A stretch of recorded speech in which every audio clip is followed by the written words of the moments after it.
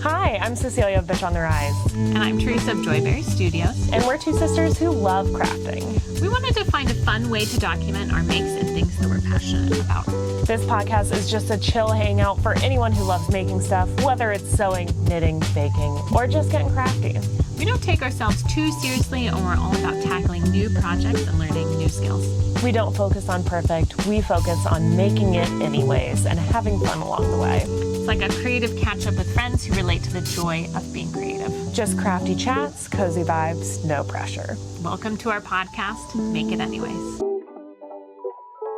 Hello and welcome to this week's episode of Make It Anyways. Today we are talking about how to have a hygge January. Yes, we're all about the coziness leading into January. Now that the holiday magic is over, this is something that we both kind of focus on. We thought it'd be fun to chat about. Yeah, really excited. Yeah. First, let's get into our current projects. Teresa, what are you working on? So one of my goals and habits that I'm working on is keeping a sketchbook. I just want to get more into drawing and feeling confident with drawing. I'm not planning on becoming a full-blown artist or anything like that, but I just like doodling and drawing and stuff. So I've been working on keeping a sketchbook.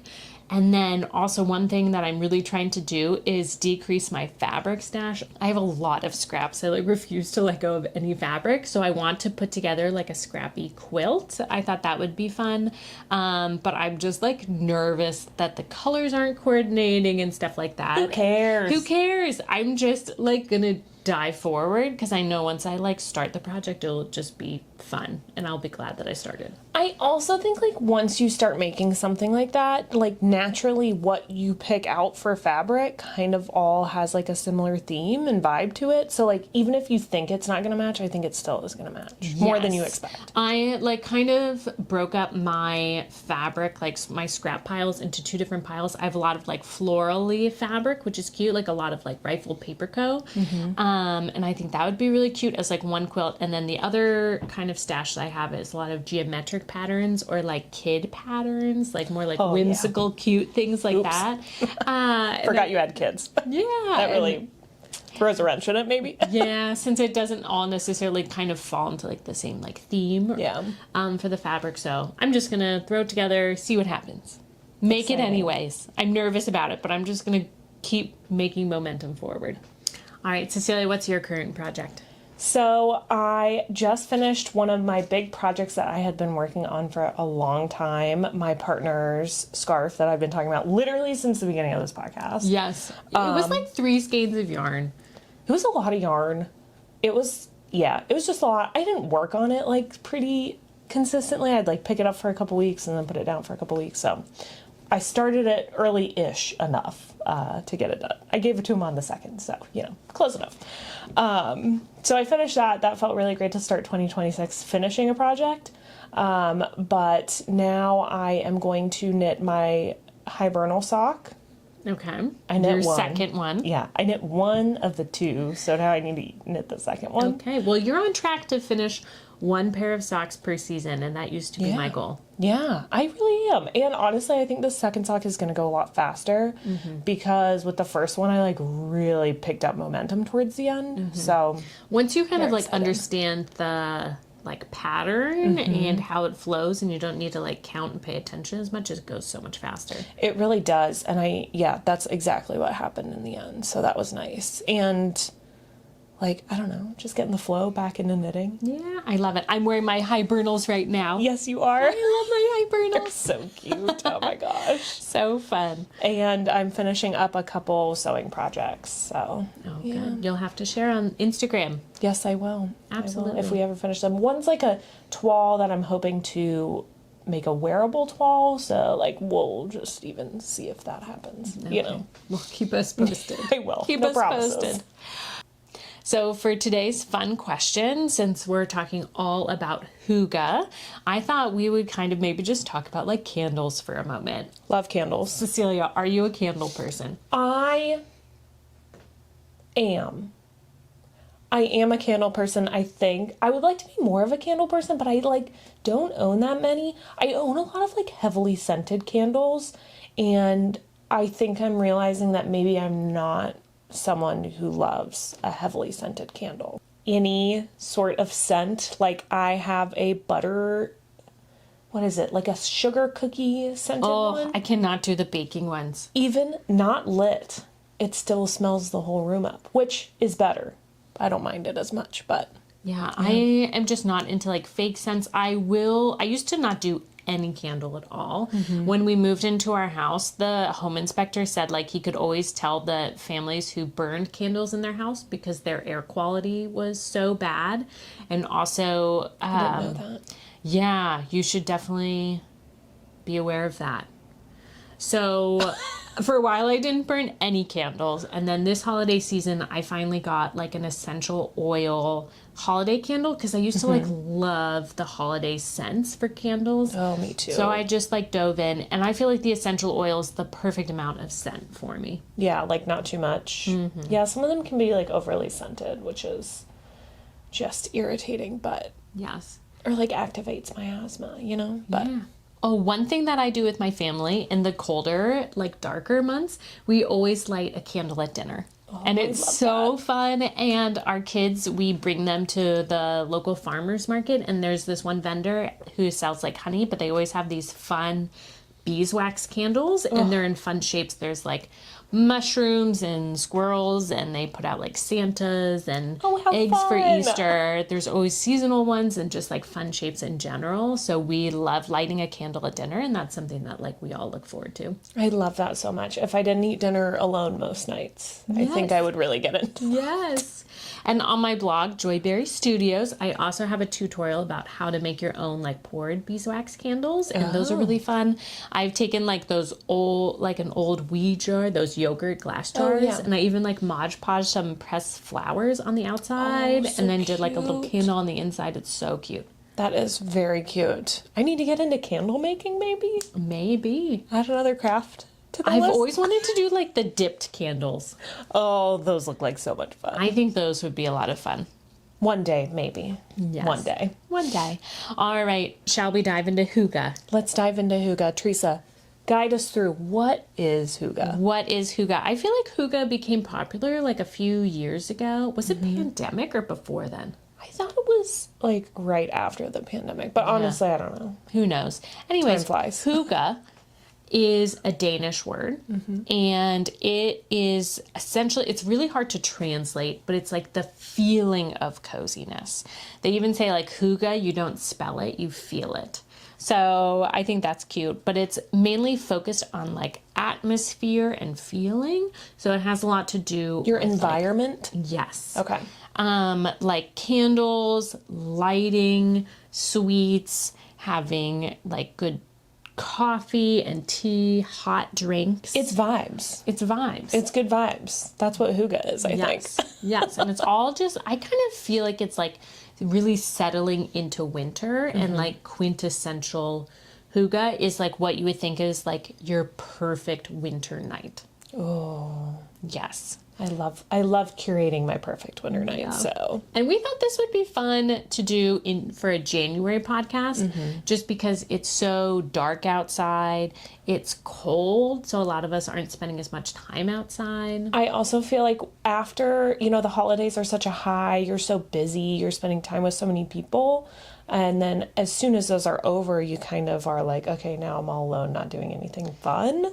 Yes, you're just like waiting for spring. Yeah, you're just waiting waiting. it out, and it's months long. So why not make it more of a hygge January for yourself so you can actually enjoy it? Cecilia, you just listened to a podcast about this, didn't you? Yes, I listened to Life Kit, which Love NPR. we both love NPR. Love so NPR. A Life Kit episode called How to Actually Look Forward to Winter. And it was a really, really great episode that kind of guided you through steps that you can take essentially to have a hygge winter, which was really great. They referenced the book How to Winter, Harness Your Mindset to Thrive on Cold, Dark, or Difficult Days by Kari Leibowitz. Currently waiting for it on Libby, so I will get back to you on how great that book is. But this podcast focused a lot more on the mindset shift that you should do in the winter. So instead of being like, oh my God, I hate my life, being like, oh my gosh, I have this opportunity to slow down. and rest and cozy up at home. Cover and incorporate all those little hygge things into your life that kind of can shift your mindset to really enjoy the cold, dark winter months. Yes, absolutely. I also feel like if you look at nature, like nature outside during winter is resting. I love to think of like all the deciduous trees as just like sleeping, taking a big long sleep. And I feel like we could learn something from them. Yes, we could. One of my favorite books to read about hygge is called The Little Book of Hygge. It's by Meik Wiking. He is one of like the lead people at the Happiness Research Institute over in Copenhagen. And they kind of go into what hygge is. It's such a cute book. It's like actually very small. Aww. And it's like very well put together visually. Like they have a lot of really good little illustrations and stuff, and they kind of break down all these little bits of hygge. That's really fun. I love that. I'm going to have to check that out. Yes, I even had it be like our book for book club last December, because I was like, it's kind of cute, it's fun, it's a quick read. But yeah, he has written a ton of different books kind of all about like the Danish way of living. He has The Art of Making Memories, The Art of Danish Living, My Hygge Home. So there's like a bunch of other books by him that you could also check out. And they're all kind of written a similar way where they're like small, not too long, and then like beautiful illustrations sprinkled throughout. I want the My Hygge Home. It's fun. So I feel like if we're going to talk about how to incorporate hygge into your home, we can talk about like the different elements. So I feel like let's get into it. The Danes are really known for like their lighting. And they have like certain like lamps that are very well known and popular. But for lighting, instead of just putting on like your can lights in your ceiling, you're really supposed to have like layered lighting for a more cozy effect. I hate the big light. I think you're supposed to have like 3 layers of lighting. You're supposed to have the can lights. That's just supposed to be like if you really need lights. To do like a task, that's what you would turn on. But then you're also supposed to have like lamps sprinkled throughout, and then also like tiny little bits of light. Those are like candles or like twinkle lights. So kind of like 3 quadrants of lights. Yeah. So like top, middle, bottom. Yeah. So when you design your room, you're actually supposed to have those 3 layers of lighting in your room. I love that. And I need to do that. I am working Should we go on thrifting for some lamps? Yes, that would be so fun. I would love that. I need to do that. So yeah, lamps are super important. And then the Danes also use a ton of candles, which I think is fun. But it's funny, they don't actually use like scented candles very much. So they just use like the beeswax, like type candles, or just like I forget what it's called. It's the petroleum-based candle, soy candles maybe. Oh, soy, is another one. Yeah. Yeah. So that's also like something that they talk about for creating that hygge environment. That's very important. I think another way to incorporate hygge that you might not think about is through like baking and cooking. Having that hot soup simmering on top of your stove for a couple hours, really creating that environment. I do a simmer pot. Oh, cute. Love a simmer pot. And I think another really great way to incorporate it is through baking, really. I love baking. Having those little moments where you spend in the kitchen baking something delicious, but then that you can share with friends, I think is really cute. And you can have those little moments where you get to enjoy a sweet treat. We all love a sweet treat. We love a sweet treat. You can make like cakes, or even just like little like pastries if you wanted to. You could find a lot of inspiration just from like King Arthur Flower's website. Or I love Amy Bakes Bread too. We always talk about those too. Yes.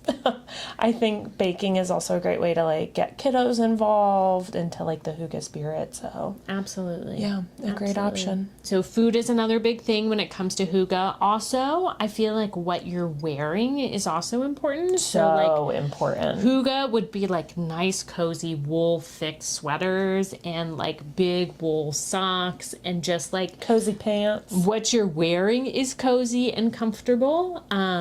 And it's not like the time to break out like a dress and like be cold in tights. Like that's not hygge. No. That's not hygge, but some like nice warm pants, a nice warm sweater, being cozy that way. Yeah. So the last aspect of hygge I also feel like is being social. So I do think you can have a hygge moment by yourself with like a cup of tea under a quilt. But then I feel like being with friends is also very hygge. Yes, being with friends, taking that time, bring that baked good over, put on your hygge clothes, light a couple candles, and like just share a little moment. Yes. Very important, especially like heading into January, February, those dark, dreary months. Again, building that hygge, making sure that you have a social moment and aren't just like cooped up inside by yourself all winter long. Yes. But I also feel like the social bit of hygge isn't like going out and doing something extravagant. It's like inviting people over for like a board game. Yeah. Or inviting Just hanging people out. over just to do like a little bit of crafting with you. It's Yeah. like very low key.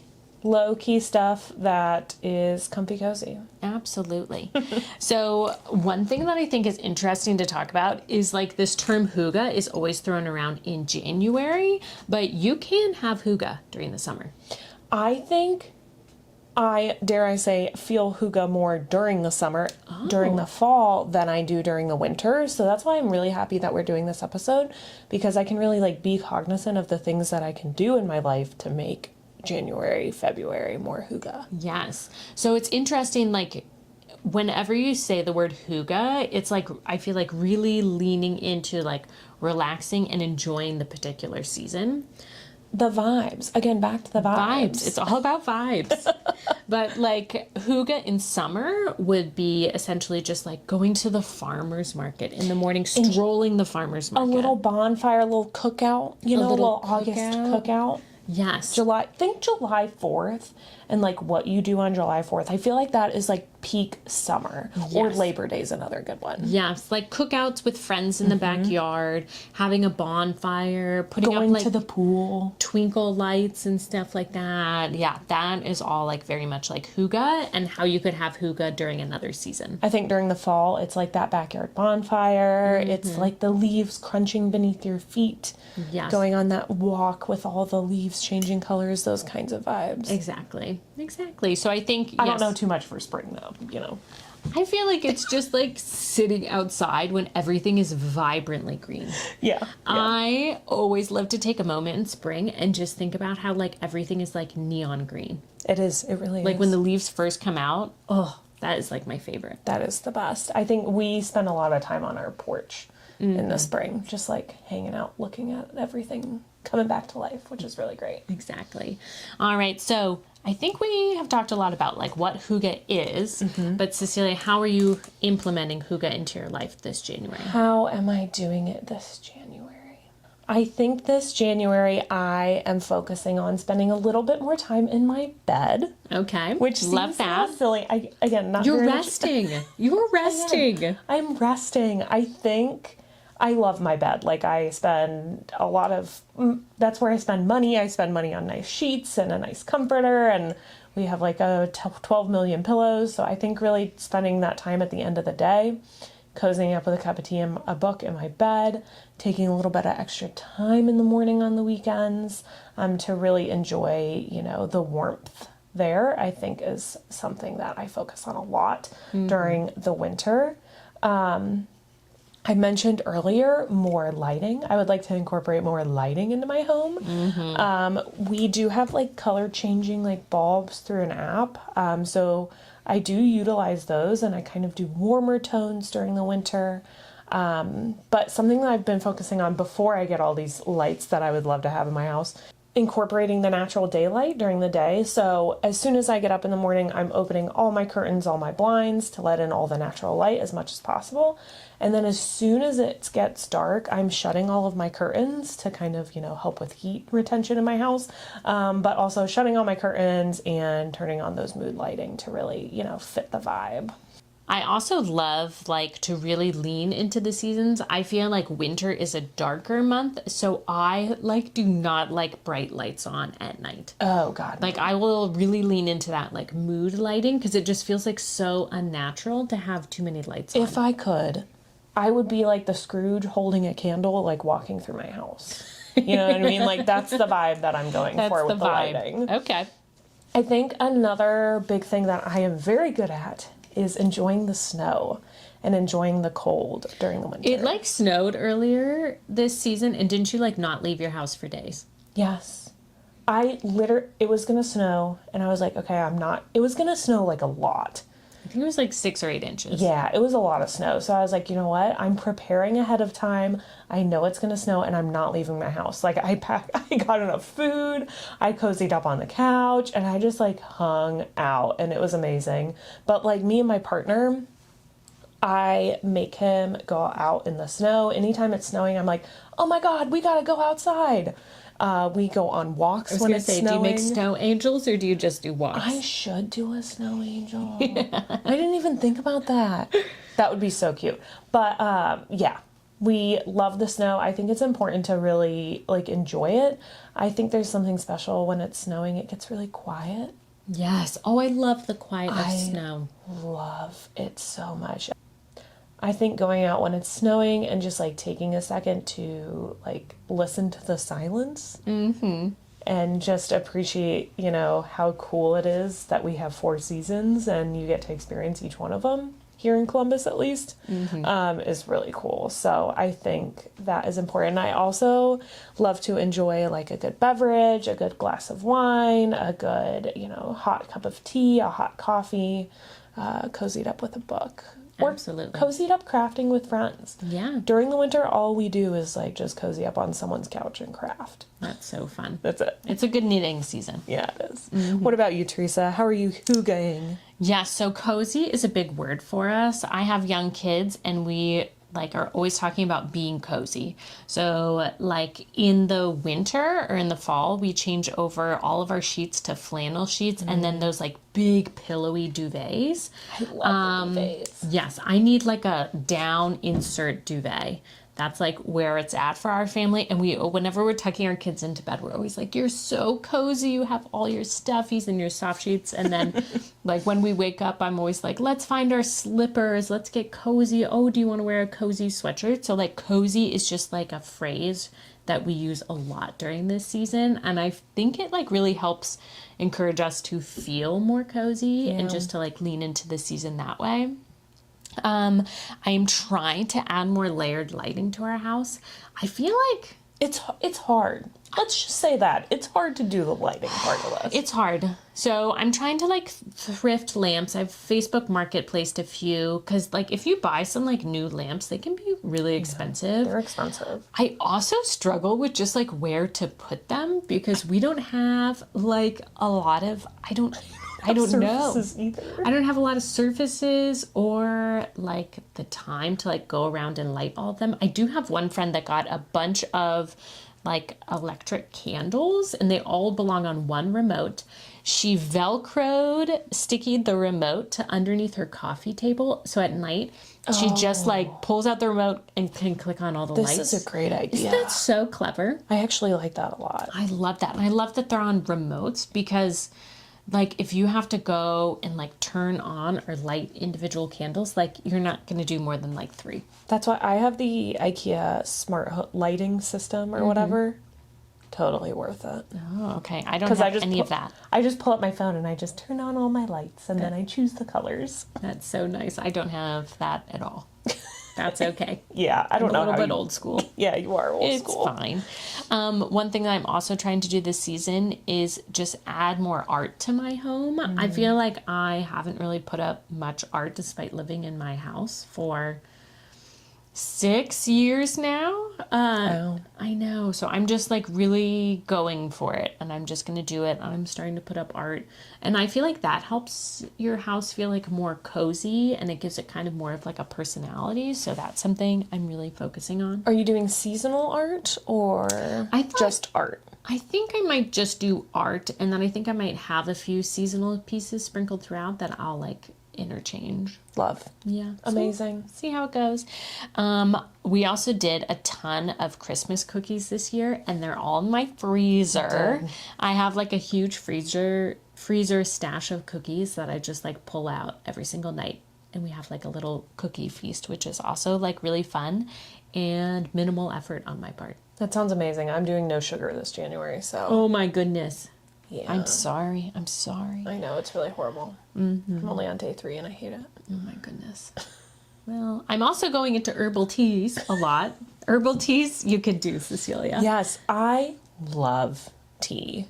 especially for a hygge season. Like a cup of warm tea. I am so into tea. I used to not like it because I didn't think it like had enough flavor. Turns out we were just getting the wrong tea. Yes. So our brother lives in Missoula, Montana, and they found this Missoula Tea Company, and I just Shout out to Missoula Tea Company. they It are is so good. so good, and I love that. There's also a local business at the local farmers market called Forged and Sewn, and I also love her teas a Yes, lot. their teas are amazing. Yeah, so just like leaning into our tea season. If you are thinking about like, I like tea, but I don't like tea, try some like good, like, scoopable tea. I don't know. You have the tea bags, but I think the scoopable tea is like so much better. Yeah, if you go to the grocery store and get like tea that's just in like a little packet, I don't think that's like as good quality tea. Some people may like love it, but I don't know. It serves a purpose, that's for sure. It does. It does. But yeah, just leaning into like being cozy, staying at home, working on my crafts. I feel like also if I can cozy up under a quilt, and I made the quilt, that's like even more hygge. If I'm putting on some cozy socks and I knit the socks, that's even more hygge. You know what I mean? So I feel like just adding like handmade crafty elements just like really elevates the whole hygge experience. I think it does. No. Yeah. We hope that you can take some elements of this episode that we talked about and incorporate them into your January, February, maybe even March. Early March is always kind of sad because you're waiting, but spring is not quite here. You think it's going to be there, but it's not. It's not. So make sure you're incorporating these hygge elements into your March too. Absolutely. Thank you so much for joining us this week on Make It Anyways. My